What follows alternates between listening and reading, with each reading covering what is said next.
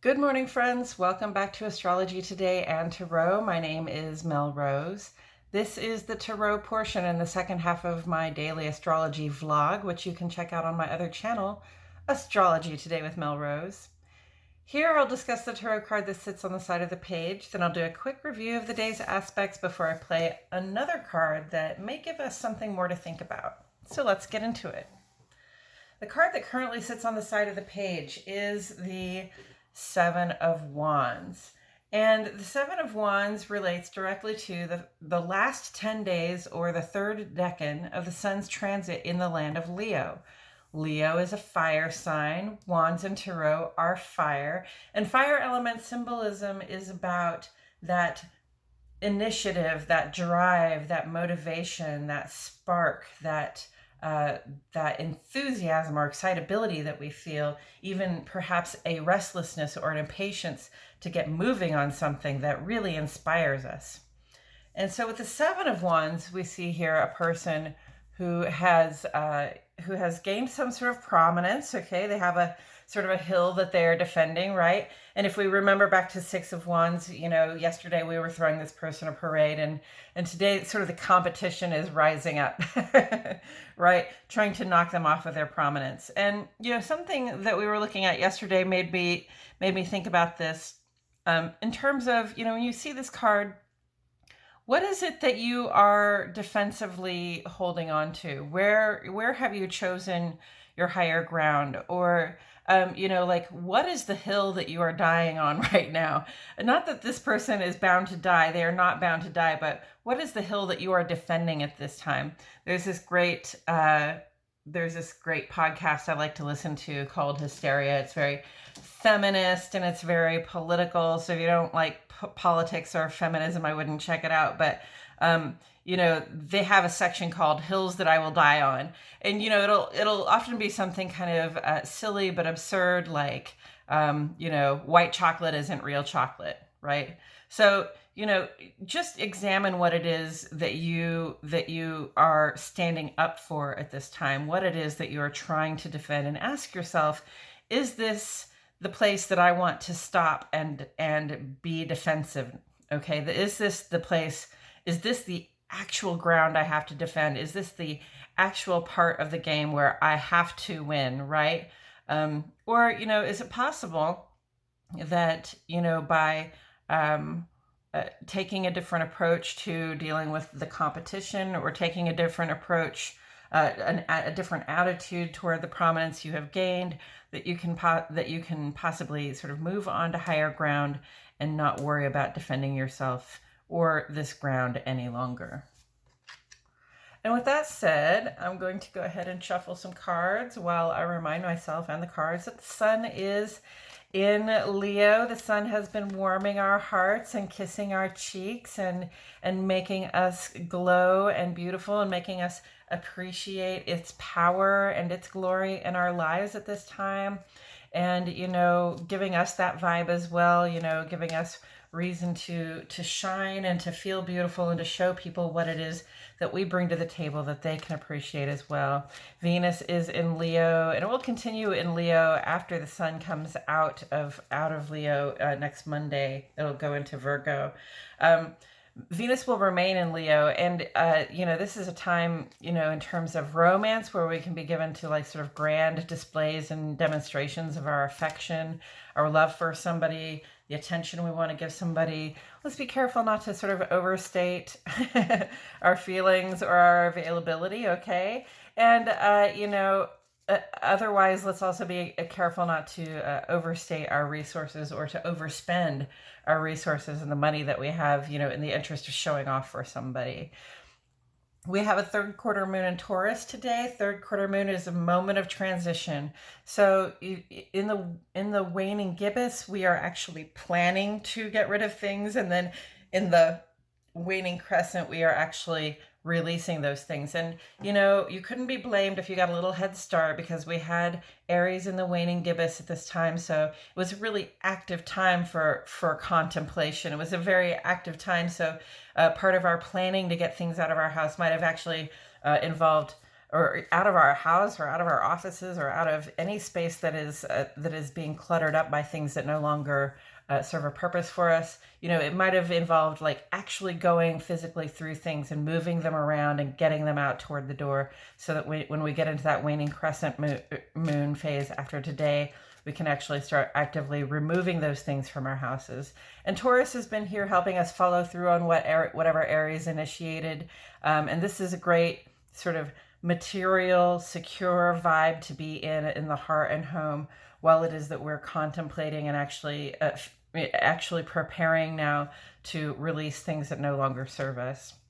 In Taurus, we kind of like to hold on to the things that we like, love, and can't get enough of. We want to hang on to the things that help us feel secure, but we also have to, sort of Marie Kondo styles, look at things and ask, like, does this give me joy? Does this still make me feel secure? Or is it something that I can release at this time? And on the moon side of the page today, we have some really positive things happen. We start today with moon conjunct Uranus, and this is a very impulsive vibe. So we may make a change even before we know that it's happening. We may have a change of heart that's sort of sudden and intense. Always communicate with the people around you when you're having a change of heart or a change your mind, especially when it comes to those people you keep close to. We want to keep the people that love us and take care of us on board with where we are, right? And then moon goes square to Saturn, and we can get this sort of detached, cold, or disconnected feeling to us. It's just sort of a depressing influence on the inner life. But that's okay, because just like 3 minutes later, the moon also goes trine to Mercury, and this is perceptive clarity. We have good judgment. We have this blessed ability right now to talk about our feelings. So, if we're feeling that sort of awkward, detached, difficult to connect kind of feeling, a little bit depressed, and then that perceptive clarity comes in, and you can just, say it, communicate with somebody about how you're feeling. Start with how awkward, uncomfortable, or sad or difficult it feels for you. Give people something to relate to, and then have an important conversation with somebody that can possibly, help transform your approach and attitude to the day, and transform your relationship to that other person. That trine vibe offers transformation at this time, sort of blessed by spirit. Moon sextile to Neptune here makes us very sensitive and cooperative. And then the moon goes trine to Pluto late tonight, just after midnight. And we are blessed with this insight that, we can work with to actually enter into transformations like from the heart. And then on the sun side of the page, we have a few current aspects. Venus goes trine to Jupiter today. It'll be with us through the 23rd. So this is an illumination of our fondest desires. Venus is our capacity to receive, and Jupiter is our capacity to grow. But Jupiter is retrograde right now, so it's here to grow our internal capacities, including our capacity to receive. It's really here sort of pushing back the boundaries of our own cup, so that we can hold more of the things that we like, love, and can't get enough of. We can hold more good in our lives. That's what Jupiter is helping Venus to do at this time. So, think about what you love, think about what you desire the most, and think about what it will take for you to have room in your psyche, in your heart, and your mind, to hold that and to be comfortable with it, right? Mercury goes quincunx to Saturn today. This will be with us for a couple of days. This is a matter of sober realization. It's waking up to the reality of things, and Saturn is retrograde, so it's waking up to the reality of things within us in terms of our sense of commitment and responsibility. At this time, we don't want to avoid our problems. We want to try to manage them with our intelligence. And then late this evening, sun goes square to moon. This is that feeling of transition that comes when we reach the third quarter moon, and we go from contemplating what we need to release to actually releasing it. And then in the ongoing column today, we have so much stuff going on. Mercury is trine to Uranus, while Sun is square to Uranus. Okay, so this is good news coming in. Well, we're also sort of struggling with this sense of change, of abrupt things happening in our outer life that change our perspective. But Sun is also opposite to Saturn, bringing in this sort of low, depressed feeling, kind of like that moon square Saturn. Only this sort of feeling of restriction in our outer life, where we're resistant to authority, or we're resistant to our routines, or we're feeling the weight of our commitments. Well, it is also quincunx to Neptune here, saying we've got to be really careful about our bodies, right? And then Mars is square to Saturn. They're also saying, you don't really want to work too hard at this time, okay? So this says, let's not work. In fact, let's play. Let's engage in some fantasy. This is saying, I don't think I can handle too much more labor. And, my imagination is starting to fail me a little bit now. So it's time to sort of get physical and get physically involved in the fantasy life, in our dream life, time to sort of just be in our bodies and be ourselves, and think about, what is ideal for us. And then Mars is trying to Pluto here, and this is our golden opportunity to take advantage of power and purpose. Okay, Mars is the beginning of the spring and summer. Mars reigns supreme over the beginning of spring and summer, and Pluto reigns supreme over the end of summer and fall. So that daylight dominated time of year, this is the beginning and the end. Anything that you want to start right now, anything that you want to put an end to, quit doing right now, you are blessed from above to take action in the direction of the transformations that you seek in your life. And I always say that transformation is inevitable, and often it's creeping up on us, and often we're kind of in resistance to it when we see it coming. We're like, no, I don't want to go through that change, right? But right now, you have this really beautiful opportunity to say, I see what needs to end. I see what fresh start needs to be made. I see what direction I want to go in. And I'm going to make this transformation. I'm going to make this big change in my life because it's going to represent a level up for me. All great news, huh? So, again, we turn the Six of Wands. The Six of Wands, of course, reminds us to celebrate our victories, the little wins that come up for us. Okay, this is the time to sort of arrive where people can offer you the appreciation that you have gained, all right, that you have rightfully earned by using a lot of drive and determination to affect some change or to make some achievement.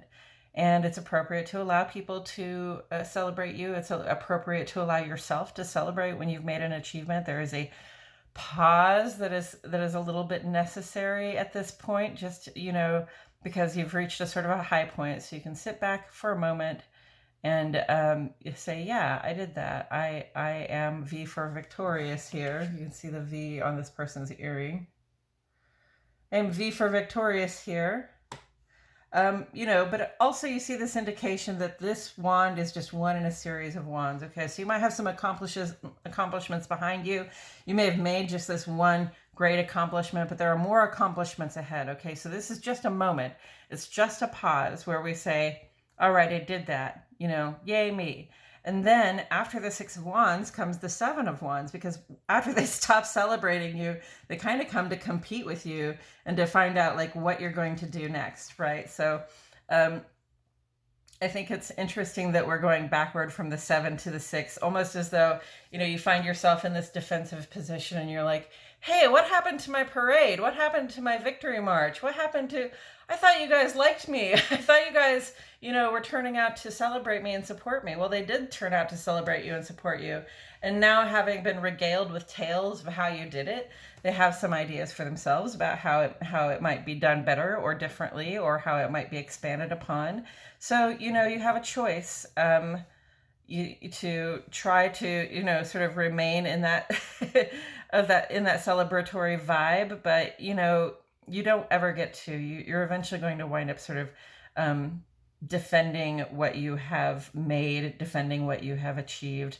Remember, there is sort of social, political, and sort of collateral capital that comes from an achievement like that. And, sometimes we just find ourselves standing on top of that capital and going, no, no, no, it's mine. No, it's mine, right? Rather than using it as a springboard to the next achievement, we allow ourselves to be slowed down by sort of answering to the demands of people who want to compete with us.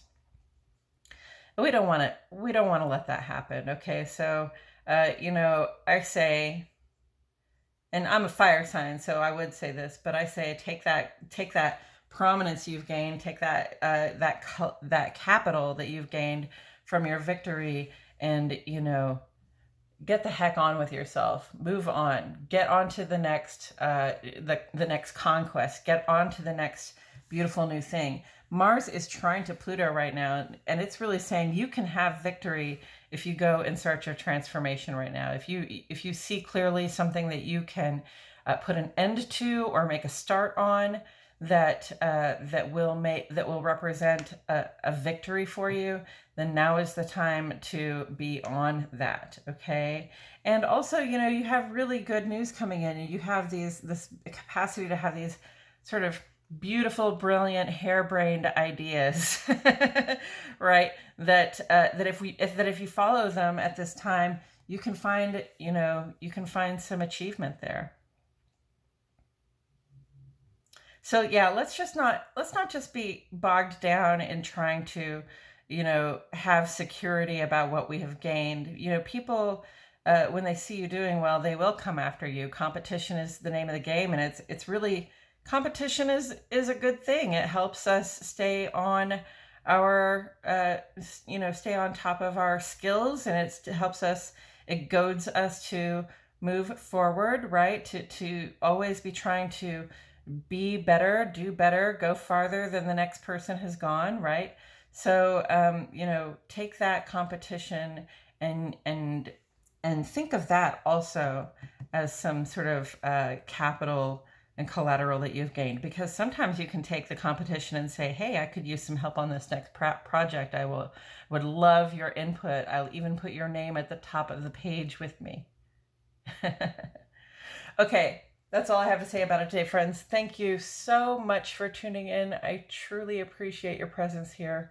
My name is Melrose, and I'll see you all tomorrow for more Astrology Today and Tarot.